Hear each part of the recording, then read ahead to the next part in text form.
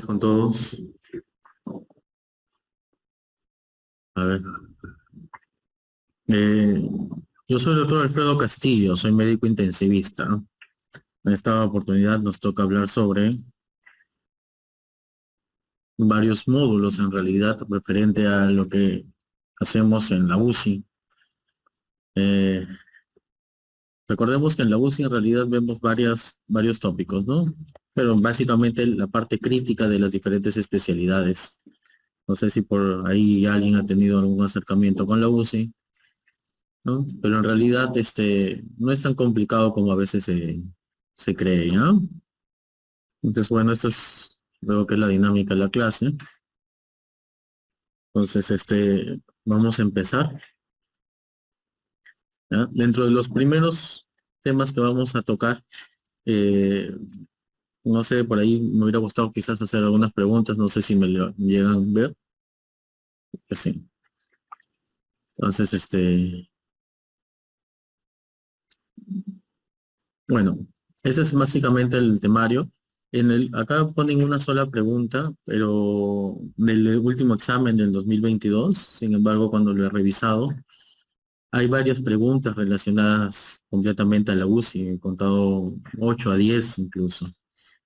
¿Ya? El problema es que básicamente se pueden confundir porque estaríamos cogiendo con otras especialidades, ¿no?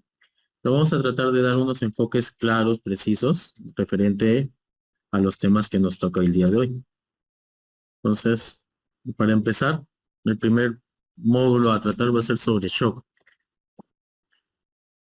Entonces, bueno, no sé qué tan participativa han estado haciendo las clases, ¿no? Pero me gustaría saber si por ahí alguien tiene alguna noción de lo que es shock. O levante la mano quienes ya han manejado pacientes con shock en su práctica médica. ¿Mm? Bueno,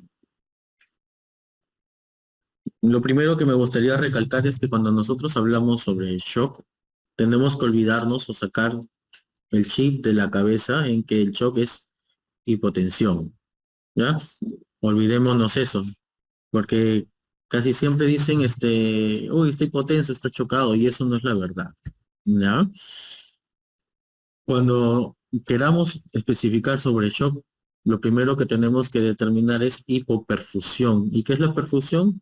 ¿No? Es el proceso o la cualidad por la cual nuestra sangre llega, lógicamente, a los diferentes órganos, ¿no? Entonces, lo que tenemos que valorar es básicamente la perfusión. Shock, vamos a aclarar qué es perfusión. Entonces, cuando nosotros evaluamos básicamente lo que es perfusión o un paciente que está en estado de shock, vamos a tener tres diferentes grupos de signos y síntomas, ¿no? Uno que es, bueno, de los principales es el grupo de los etiológicos, ¿no? ¿Y a qué me refiero con eso? Por ejemplo, si es un shock hipovolémico, ¿cuál sería un signo y síntoma etiológico? Por ejemplo, un sangrado activo, ¿no? ¿No? Entonces, si yo me estoy refiriendo, por ejemplo, a un shock obstructivo por un taponamiento cardíaco, el grupo de los signos y síntomas etiológicos sería, por ejemplo, ruidos cardíacos disminuidos, ¿no?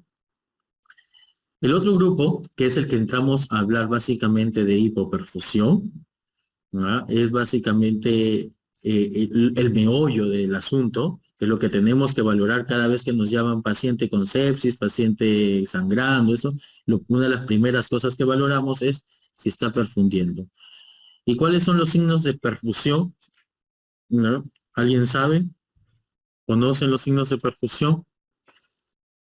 Acá es bueno, sigo poniendo algunas imágenes, ¿ya? Pero lo primero es el llenado capilar, ¿ya? El llenado capilar. ¿Dónde es la mejor zona donde evaluar el llenado capilar? ¿Ya? Las zonas más distales, es decir, los pies, ¿ya? A veces podemos tener nosotros, digamos, vemos un llenado capilar adecuado en las manos y cuando descubrimos los pies, las piernas, hay livideces, ¿no? Y eso nos lleva a otro signo de hipoperfusión, las livideces. Otro, en el nivel de conciencia. livideces, ¿no? Otro nivel de conciencia, ¿no? Paciente que está soporoso, somnoliento, eso ya nos va llamando la atención, ¿no? Eso nos puede ir diciendo, ¿sabes qué? Ah, podría estar hipoperfundiendo. ¿Qué otro tenemos? Uno clásico que vemos siempre es diuresis, la oliguria, ¿ya? Menor de 0,5 cc kilora, ¿ya? Entonces, ese es otro signo de hipoperfusión, diuresis, ¿ya? Básicamente oliguria. Uno laboratorial que nos ayude a determinar hipoperfusión, lactato, ¿ya? Entonces, esos son básicamente los signos de hipoperfusión. ¿Y por qué es necesario comprender cuáles son los signos de hipoperfusión?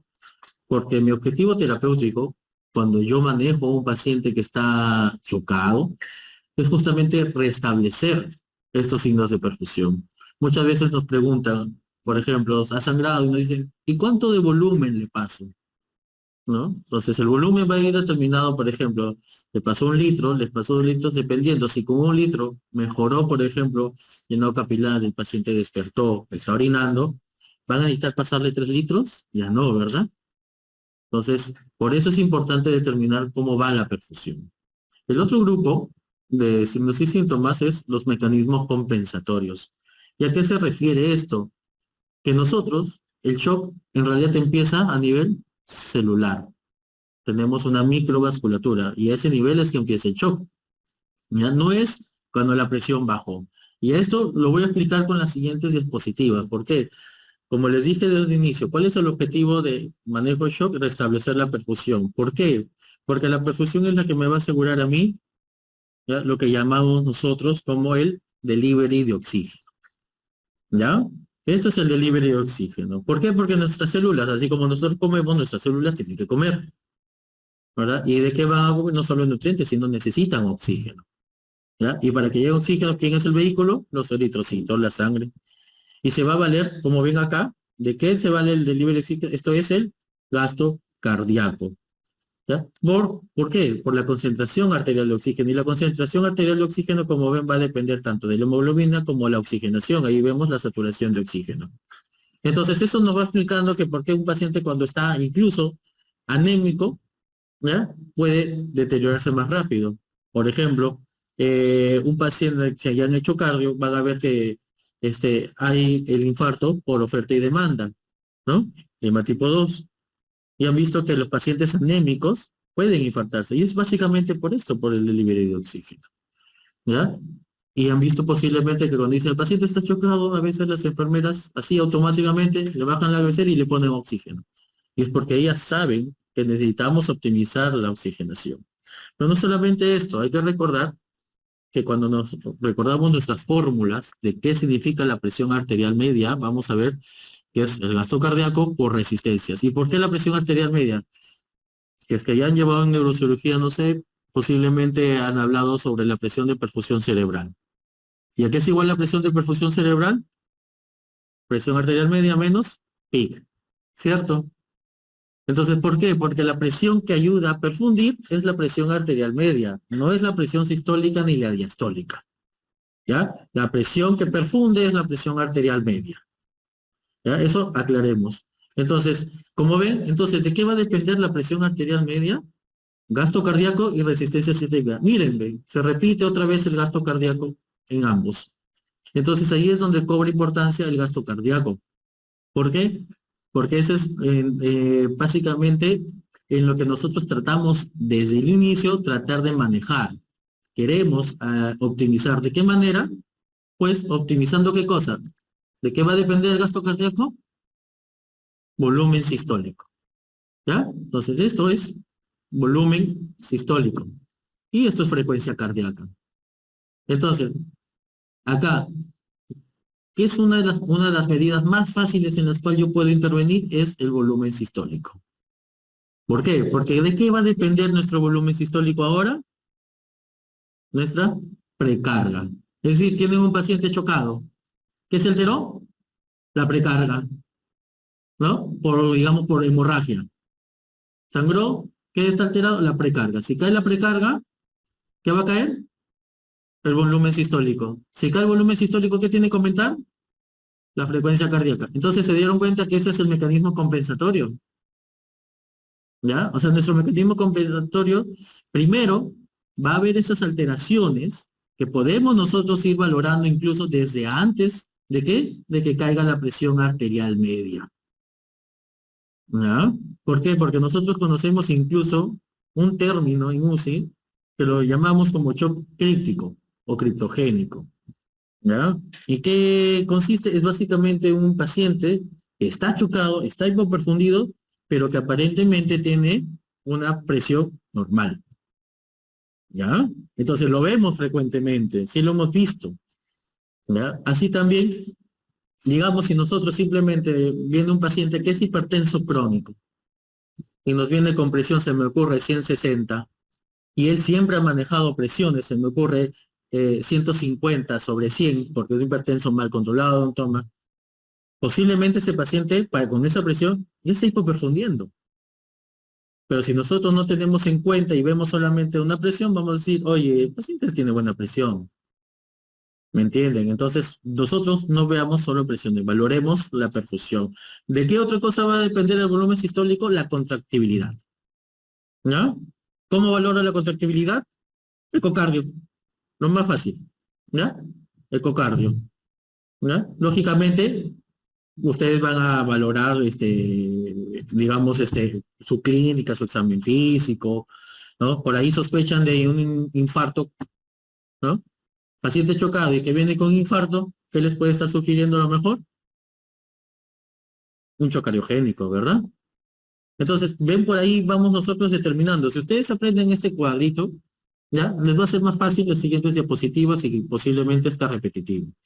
El otro factor que va a depender del volumen sistólico es la postcarga. O sea, la fuerza, la presión que se ejerce en contra de la salida del volumen. ¿Cierto? Si yo tengo una postcarga aumentada, ¿ya? Entonces el corazón va a tener que hacer más fuerza o no para vencer esa postcarga. Sí, ¿cierto? Y si hace más fuerza, ese volumen sistólico efectivo, ¿cómo se va a ver? Disminuido. Así de sencillo. ¿Ya? Entonces, esos son los factores que van a modificar. Es por eso que si un paciente me dice está en shock, se han dado cuenta que una de las cosas que hacemos rápidamente nosotros es, a veces, dependiendo del tipo de shock, lógicamente, es volumen, ¿no? Ofertamos fluidos. ¿Por qué? Porque ¿qué queremos nosotros hacer? Optimizar básicamente la precarga para optimizar mi volumen sistólico. Optimizo mi gasto cardíaco de esa manera y puedo mejorar mi delivery de oxígeno. Esas son las explicaciones de por qué nosotros comenzamos desde el inicio a valorar con fluidoterapia. ¿De acuerdo? Entonces, conociendo ya este esquema, recordemos que una vez que nosotros valoramos nuestros signos ya de hipoperfusión, tenemos nuestro paciente que está hipotenso con hipoperfusión, ¿no? Entonces, no solamente vamos a ver manifestaciones de hipoperfusión, como ya dije, los mecanismos, el grupo de signos y síntomas compensatorios y los etiológicos. Pero esto va a ir afectando ¿qué cosa? Órganos. ¿Ah? ¿Por qué? Porque si lógicamente no logro optimizar la perfusión, ¿quién va a sufrir? El órgano. ¿No? Es así que si, por ejemplo, digamos, tengo un shock que me está afectando el hígado, ¿cómo lo voy a ver que se comienza a manifestar? Daño celular hepático que va a haber, transaminasemia. ¿Ya? Y eso conocemos como hígado de shock. ¿Ya?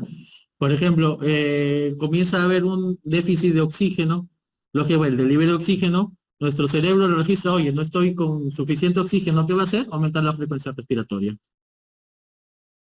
¿Bien? Así es que comienza a hacer las manifestaciones. A nivel intestinal, ¿qué podría haber? Isquemia intestinal. ¿Qué va a suceder a nivel metabólico? Va a haber ahí sí va a haber vamos a discutirlo más adelante, pero va a haber toda una alteración de las hormonas, van a primar las hormonas contrarreguladoras, va a haber un problema ahí de resistencia a la insulina y nuestras glucosas van a comenzar a subir. ¿Ya? Entonces esas son en las fases iniciales de nuestro manejo de shock. ¿Qué va a pasar con la sangre? ¿Ya? Vamos a tener también coagulopatías posiblemente. ¿De acuerdo? Y esto si se mantiene en el tiempo, o posiblemente no solamente ha sido ¿cómo se llama? El desencadenante, sino pues, digamos, ¿cómo decir? Lo que se está manifestando como el shock, sino posiblemente también ha dado origen, ¿no? Una neumonía, ¿no? Digamos un absceso hepático, también me puede dar origen. Pero si estas manifestaciones comienzan a persistir, así sea una manifestación, digamos, se me ocurre un shock, no sé, digamos, un shock séptico pulmonar, ¿ya? Si esto no se controla, me puede comprometer los órganos, sí, ya lo he visto, y me puede llevar incluso a depresión miocárdica asociada a sepsis, ¿verdad? Me puede llevar a falla renal.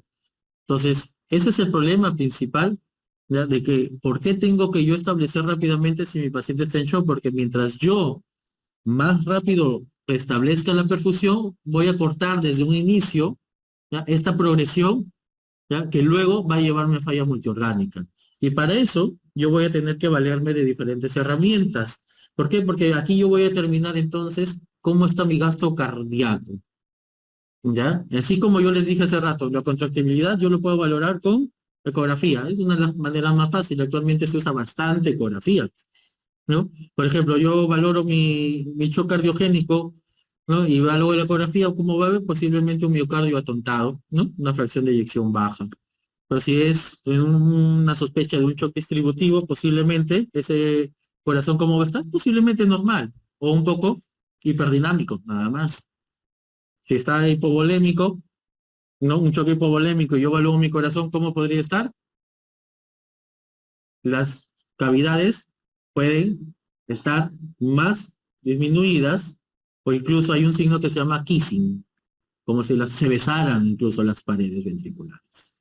¿Ya? Entonces eso me va ayudando, pero me ayuda a determinar el gasto. ¿Y esto por qué es importante? ¿Ya? Porque eso se va a ir acompañado de los tipos de shock. Y esto es pregunta de examen, muchachos. Hay varias preguntas que vienen en que ¿cuáles son los 4 tipos de shock o los patrones de shock? ¿Ya?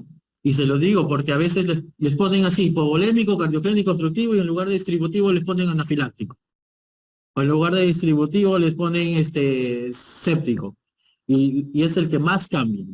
¿Ya? Entonces, acuérdense, es hipovolémico, cardiogénico, obstructivo y distributivo.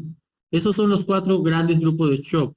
Cuando les pregunten, les van a preguntar, si es por uno específico, les van a preguntar básicamente un caso típico, ¿ya? Que en la vida real posiblemente no lo vemos así. En la vida real posiblemente vemos 2 patrones de shock juntos, ¿no? Entonces, bueno. Entonces, nuevamente, recordando cada uno de los tipos de shock, entonces, como ya lo hemos visto, ya va a depender en qué parte de ese cuadrito inicial se comienza a alterar. Entonces, ya hemos dicho que cuando hay una hipovolemia, pérdida de volumen sanguíneo, ¿qué es lo que se altera? La precarga, ¿cierto? Disminución del llenado por un taponamiento, altera precarga, o el gasto o volumen sistólico. Entonces, vean, acá quiero que vean esto, ¿ya? Estos 3, tanto hipovolémico, obstructivo y cardiogénico, se van a conocer como shocks de bajo gasto, que también es preguntas de examen, ¿ya? Esos 3 son los shocks de bajo gasto. Así, memorícenselo. El único shock que conocemos como de gasto alto o normal es el distributivo. ¿Ya? Y eso tiene lógica, ¿no? ¿Por qué? Recordemos que nuestra presión arterial media, aquí hemos dicho que es igual a gasto cardíaco por resistencias venosas sistémicas. ¿Cierto? Entonces, ¿qué está alterado en un shock distributivo? Las resistencias sistémicas. ¿Cómo están? Disminuidas. Y si está disminuida, ¿qué es lo que tiene que subir para compensar? El gasto. ¿Ah? Por eso es que es el único shock que conocemos como de gasto alto. ¿De acuerdo? Entonces, no se olviden. Ese es en el examen que ha pasado, incluso hay una pregunta referente a esto. Le dan un caso clínico de un paciente escéptico y le dicen, ¿cómo esperan encontrar su hemodinamia? Algo así. Y la respuesta era básicamente con gasto alto. ¿Ya? Entonces, pues, también esto tienen que memorizarlo. Así como que recuerden también de los tipos de choque más les van a preguntar, son el tipo hipovolémico. ¿Por qué? Porque les van a poner en sangrado o en cuanto a deshidratación. pero recordemos que la clasificación del hipovolémico que los tienen acá va a ser tanto hemorrágico y no hemorrágico. ¿De acuerdo? Entonces, la clasificación general. En cuanto al shock cardiogénico, ¿ya? La primera causa de shock cardiogénico es lo que dice acá, adelantito. El infarto agudo de miocárdico hasta el momento sigue siendo la primera causa de shock cardiogénico. ¿Ya? Después vienen ya las valvulopatías, ¿no? Pero la primera causa sigue siendo el infarto agudo de miocardio, que también ha venido en un examen, ¿ya? En cuanto al distributivo, la primera causa de shock distributivo, ¿cuál es? A la cabeza, ya lo saben, también acá está en primer lugar, séptico. Eso sigue siendo primera causa, ¿ya? Eso es importante porque eso sí, viene sí o sí, ¿ya? Y en cuanto a los cuadros de shock obstructivo, en realidad es uno de los menos preguntados, pero sin embargo sí he visto, en este examen que ha pasado, sí he visto preguntas también, ¿ya? Pero acá es cuando son masivos, ¿ya? Y acá vamos a explicar un poco más, ¿no? ¿Cuáles tenemos? TEP, básicamente TEP masivo, ¿ya? ¿Cuál otro? Neumotórax a tensión, ¿ya? Esos son los dos grandes ejemplos de shock obstructivo, ¿de acuerdo? Entonces, ya no nos vamos a olvidar. Entonces, ¿cuáles son los de bajo gasto? Hipovolémico, obstructivo cardiogénico, y el distributivo es el único de gasto alto, ¿ya? Entonces, esto también, esto, aunque parecen varias flechitas y posiblemente un poquito confuso, también es fácil de entenderlo, ¿ya? Entonces, si se acuerdan nuevamente nuestra fórmula que les di al inicio, les dije presión arterial media es igual a gasto cardíaco por resistencias venosas, hagas sistémicas o periféricas, ¿ya?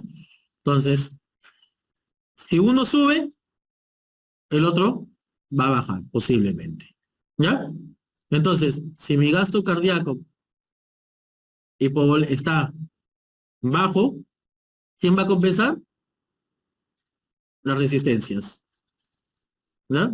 Así de sencillo, ¿ya? Entonces, uno baja, otro sube. Entonces, nuevamente, si todos los hipovolémicos, cardiogénicos, obstructivos son de gasto bajo, ¿cómo va a encontrar entonces las resistencias en esos pacientes? Elevadas, ¿ya? Se lo pongo porque también ha venido, ¿ya? Entonces, me han preguntado sobre las resistencias y el gasto. Posiblemente incluso hace mucho tiempo que he visto que no preguntan, pero en esta oportunidad sí están preguntando, han comenzado a preguntar más sobre hemodinamia, ¿ya? Entonces, es importante. Y acá sobre el patrón séptico o el shock séptico, el que les preguntan es este, ¿ya? El hiperdinamico. Ese es el que les van a preguntar, ¿ya? El hipodinámico tardío casi no lo preguntan, le van a preguntar el hiperdinámico. Y ese es el que les digo que es de gasto alto y por lo tanto las resistencias como van a estar disminuidas. La saturación venosa se va a acompañar del gasto. Si tiene gasto alto, la saturación venosa ¿cómo va a estar? Elevada. Si tiene gasto bajo, la saturación venosa ¿cómo va a estar? Baja. ¿Ya? Entonces, ¿cómo mido yo la saturación venosa? ¿Mm? Con un catéter venoso central. ¿Ya? Se le toma, así como toman ustedes su análisis de gases arteriales, toman la muestra sanguínea, lo mandan a procesar y les va a decir saturación venosa tanto. ¿Ya? Entonces la saturación por lo general va de la mano casi del gasto. No siempre, pero es casi se acompaña, ¿ya? Entonces, y otra cosa acá también es que por lo general, el único, casi, no siempre, pero cuando les pongan valores como presión venosa central, ¿ya? Entonces, están por ahí queriendo, o sugiriéndoles posiblemente una hipovolemia. ¿Ya? Actualmente ya sabemos que realmente la presión venosa central, que antes lo medían bastante, ya en realidad no es un buen parámetro para medir cómo está, si está con sobrecarga hídrica o no. No es de los mejores parámetros, porque es un valor estático y ahora la tendencia es a valores dinámicos. ¿Ya? Pero todavía hay esto de que cuando les hay preguntas que les ponen, por ejemplo, presión venosa baja, les dicen 5 o 6, ¿no? Entonces, ustedes ya van pensando posiblemente que les quiere decir por ahí que hay un cuadro de hipovolemia. El resto de los shocks, por lo general, la presión venosa se encuentra elevada o normal. ¿Ya? Eso también es la diferencia con el hipovolémico. ¿De acuerdo? Entonces, nuevamente, ¿cuál es nuestro objetivo hemodinámico? Ya lo hemos mencionado, es restablecer la perfusión. ¿Con qué finalidad? De justamente que cuando tengamos un shock descompensado, ¿ya? Llevemos a un shock compensado. ¿Ya? Que es diferente cuando yo digo estable o inestable, porque yo puedo tener un paciente, digamos que lo tengo con noradrenalina, ¿ya? Dosis alta, ¿ese paciente está estable? No, no está estable, está inestable. Pero posiblemente ya lo tengo compensado. Y ese es mi objetivo, ¿ya?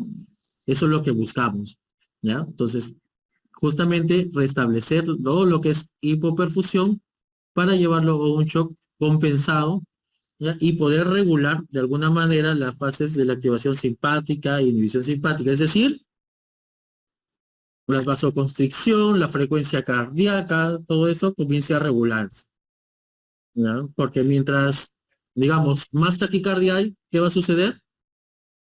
Mientras la taquicardia es extrema, puede haber un llenado ineficiente. Y ahora, si es llenado ineficiente y el paciente ya está chocado, ¿qué va a pasar con el gasto cardíaco? El volumen sistólico se deterioró, más shock. ¿Se dan cuenta? Entonces tampoco ese mecanismo compensatorio que hemos hablado desde un inicio, ¿no? Si no nosotros tratamos de compensarlo inmediatamente, nos puede jugar en contra. No solamente eso, vamos a ver más adelante con un cuadro. Si no tengo un paciente que está hipovolémico, miren mi mano, o sea, está perfundiendo, es como un tubo, ¿ya? Entonces, para que llegue al órgano. Pero si hace esa vasoconstricción, porque quiere mantener una presión arterial adecuada, subiendo de esa manera, entonces, ¿va a haber más resistencia o no para el paso de la sangre? Sí, ¿verdad? Se está cerrando el paso. Y nuevamente, ¿quién va a sufrir ahora? El órgano. ¿Se dan cuenta? Entonces, así es como más o menos se va entendiendo qué es lo que va pasando en el show. Entonces, cuando yo quiero hacer mi manejo de restablecer justamente mis variables de perfusión, lo que más se toma en cuenta es estas fases, las fases de Rose, ¿ya? Entonces, estas fases básicamente lo que más les van a preguntar o las que más van a intervenir de inicio es la fase de resucitación. ¿Ya? Acá como bien dice de 0 a 24 horas. En realidad, eso es, así dice, la literatura dice 0 a 24 horas, pero en la práctica, esto es en minutos. ¿Ya? ¿Y a qué se refiere esa fase de resucitación? No es que van a hacer un RCP, se refiere a una fluidoterapia enérgica, resucitación con fluidos. A eso se refiere. ¿Ya? Entonces acá vamos a poner, a esto se refiere a fluidos. ¿Ya? ¿Por qué? Porque esta fase está enfocada a, ¿qué cosa? Su objetivo de esta fase es salvar vidas. Ese es el objetivo de esa fase, ¿no? Entonces, aquí es lo que vamos a hablar más adelante, entonces, cuánto de volumen voy a tener que ir pasando, ¿ya? Listo, y eso es lo que les decía, una vez que yo ya pasé volumen, digamos, la presión ya no está cayendo, por ahí estoy optimizando posiblemente ya la perfusión, ¿no? Viene esta fase, justamente, lo que les digo, optimizando, optimización, que también es a las horas. Nuevamente les digo, les pongo estos rangos porque la literatura dice así, 24 a 72 horas, sin embargo, nuevamente en la práctica esto es antes. Si digamos, ¿ustedes creen que voy a poder realmente tener un paciente con un shock descompensado, ¿cómo se llama? Más de 24 horas? ¿No? Paciente tiene una altísima mortalidad, ¿no? No me va a durar 24 horas. Por eso es que les digo. Entonces, una vez que yo ya hice mi resucitación con fluidos, dependiendo, ya pasé los cristaloides, lo que tuve que pasar, sangre, esto, viene esta fase de optimización. Esto por lo general lo hacemos en UCI. La primera fase por lo general es que lo hacen en la emergencia. La optimización por lo general ya lo estamos haciendo más en la UCI. ¿Ya? Y es que acá yo tengo medidas que valorar. Oye, este paciente tiene, ¿cómo se llama? Todavía respuesta que le pase más fluidos o no. ¿Ya? ¿Por qué? ¿Cuál es el objetivo? Así como el primero era salvar vidas, ¿cuál creen que será el objetivo en este de acá? ¿Salvar qué cosa? Órganos. ¿Ya? Eso es lo que nos importa acá, salvar órganos. Por ejemplo, sangró. ¿Ya? Sangró mucho el paciente. 5 litros. ¿Ya? Y le pasaron el volumen, dejó de sangrar, se pudo controlar. Pero a lo mejor necesito pasar más para tratar de evitar que me llegue una necrosis tubular aguda. ¿Se dan cuenta? Entonces, ese es el sentido de la optimización. ¿Por qué? Porque si yo ahorita comienzo a hacer una valoración dinámica de si los pacientes o no, todos ustedes me responden a fluidos, ¿ya? Todos me van a salir que si yo le paso un poquito de volumen, me van a responder a fluidos. ¿Por qué? Acá les voy a hacer un dibujo. Hay una curva que se llama el Frank Starling, ¿recuerdan? Y cuando pasa un volumen, mejora la precarga, que va a mejorar el gasto, ¿cierto? No pinte esto. ¿Ya? Yo vuelvo a pasar, disculpe, paso otro poquito de precarga, que va a mejorar el gasto. Entonces, por lo general, todos estamos ahí. ¿Necesitamos que nos pasen volumen? No, porque no estamos hipoperfundiendo, nadie está chocado, no necesitamos que nos estén ofertando volumen. Esto lo hacemos en los pacientes que requieren. Y con mucho cuidado, porque esto viene así. Y si yo estoy por acá, se me ocurre, ¿qué va a pasar? Puede empeorarse, ¿no ves que ya mis fibras miocárdicas ya se elongaron demasiado? Como si yo le presto mi pantalón a alguien muy obeso. Me lo va a devolver y ya no me va a quedar, lo estiro mucho. ¿Ya? Las fibras son elásticas, pero tienen un límite. ¿Ya? Entonces, eso es el problema. Entonces, yo tengo que determinar, a lo mejor yo haciendo unas maniobras, puedo mejorar justamente, poniendo, oye, sí, va a mejorar que le pase volumen. Digamos que yo hice esas evaluaciones y ahora me dice, ¿sabes qué? No va a servir de nada que le pases volumen. ¿Qué hago?